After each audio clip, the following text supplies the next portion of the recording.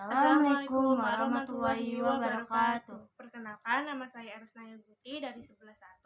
Dan nama saya Nurani Nakoyalisa dari kelas 11.1. Di sini kami akan menjelaskan materi dari remedial. Ya. Di sini ada rempah-rempah. Rempah-rempah Nusantara pada abad 17 dan 18 menjadi komoditi perdagangan yang sangat dibutuhkan pada masa itu. Negara-negara baik di belahan Eropa, Asia, dan Afrika berlomba-lomba ingin menguasai komoditas perdagangan ini. Cengkeh, pala, dan bunga pala disebut dalam catatan perdagangan di Kairo sejak abad ke-10, di mana bahan-bahan dagang rempah ini menjadi sangat jarang dan mahal di Eropa.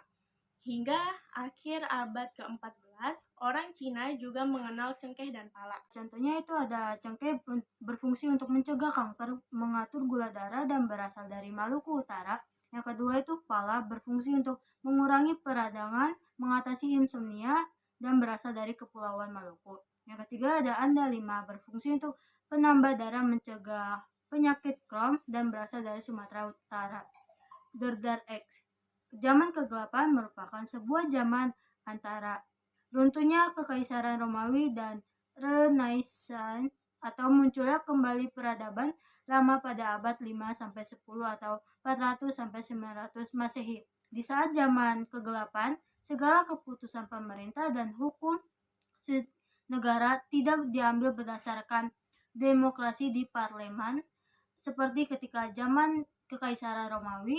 Keputusan tersebut diambil oleh Majelis Dewan Gereja. Tidak setiap individu berhak berpendapat karena pada zaman itu yang berhak mengeluarkan pendapat keputusan adalah para ahli agama Katolik. Awal abad pertengahan dimulai sejak jatuhnya Romawi kuno pada 476 Masehi. Eropa pada masa itu diperingati oleh banyak kerajaan dan belum terbentuk negara-negara seperti sekarang ini. Kekaisaran Bizantium atau Romawi Timur yang dibentuk pada akhir abad ke-4 tetap berdiri di bagian timur Eropa dan bagian timur tengah.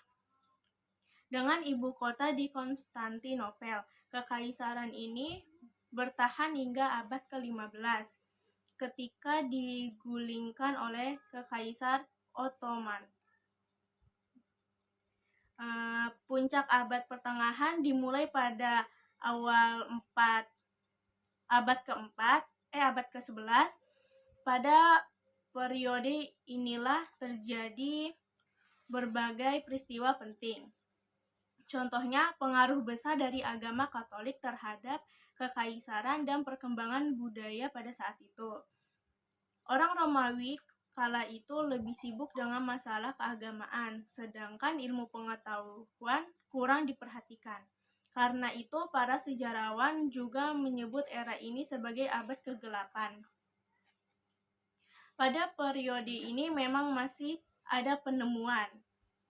Namun, para ilmuwan dari abad pertengahan hampir semua adalah para teolog, sehingga aktivitas ilmiah berkaitan era dengan keagamaan. Yang ketiga itu ada Konstantinopel.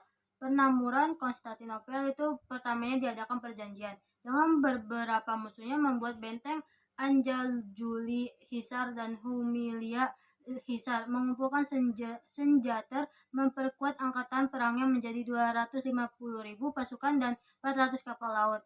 Tordesillas, Divide et Impera, Pengateruit, dan kesepakatan tentang arah kepercayaan Beynsel dan Spanyol. Selanjutnya ada Konstantinopel. Konstantinopel didirikan oleh Kaisar Romawi Konstantinus I. Di atas itu sebuah kota yang sudah ada sebelumnya, Bizantium, yang didirikan pada permulaan masa ekspansi kolonial Yunani, kemungkinan besar sekitar 671 sampai 662 Masehi. Situs ini terletak di jalur darat dari Eropa ke Asia dan jalur laut dari Laut Hitam ke Laut Mediterania, serta memiliki sebuah pelabuhan yang besar dan masyhur di Tanduk Emas. VOC didirikan pada tahun 1602 oleh pemerintah Belanda dengan tujuan menguasai dan memperdagangkan rempah-rempah pada berlimpahnya di wilayah Asia Tenggara,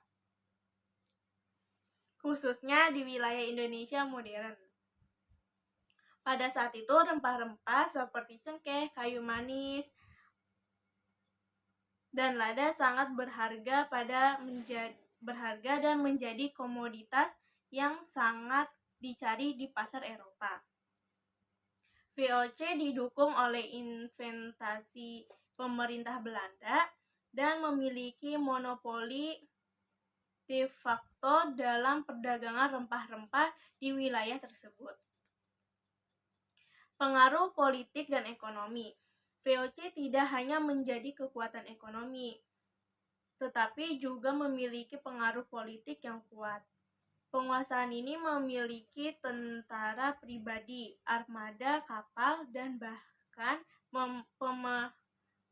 pemerintah wilayah-wilayah tertentu di Asia Tenggara. Seperti Batavia, sekarang Jakarta. Hal ini memberikan Belanda kontrol yang signifikan atas perdagangan di wilayah tersebut. Ada tujuan berdirinya VOC. Yang pertama itu menguasai perdagangan rempah-rempah, yang kedua mengamankan kepentingan Belanda, yang ketiga mendukung penjajahan dan eksplorasi, yang keempat itu menghasilkan keuntungan ekonomi. Kongres Pemuda 1 dan 2. Setiap tanggal 28 Oktober, bangsa Indonesia memperingati Hari Sumpah Pemuda. Peringatan tersebut tak bisa lepas dari sejarah Kongres Pemuda 2. Kemudian Kongres Pemuda 2 tak bisa lepas dari sejarah Kongres Pemuda 1. Berikut ini ulusannya. Kongres Pemuda 1 yaitu Kongres Pemuda 1 dikenal dengan sebutan HRC Indonesian Youth Congress.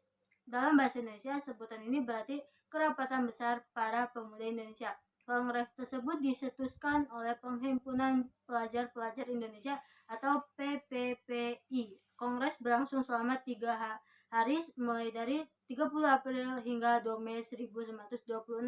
Ada Kongres Pemuda 2. Kongres Pemuda 2 digelar selama 2 hari di 3 tempat yang berbeda. Pada 27 sampai 28 Oktober 1928, Kongres Pemuda 2 melibatkan lebih dari 700 orang. Yang pertama itu rapat pertama Kongres Pemuda 2. Rapat pertama Kongres Pemuda 2 digelar pada tanggal 27 Oktober 1928 antara pukul 19.30 hingga 23.30 di Gedung Katolik Kejongelingan Bond atau Perhimpunan Pemuda Katolik. Gedung itu berlokasi di Jalan Lapangan Banteng. Terus topik diskusi pada rapat pertama yaitu mengenai penggunaan bahasa Melayu seperti bahasa politik untuk mencapai persatuan. Pembicaraan dari rapat pertama yaitu Muhammad. Ya, dari kami berdua kurang lebih mohon maaf. Wassalamualaikum warahmatullahi wabarakatuh.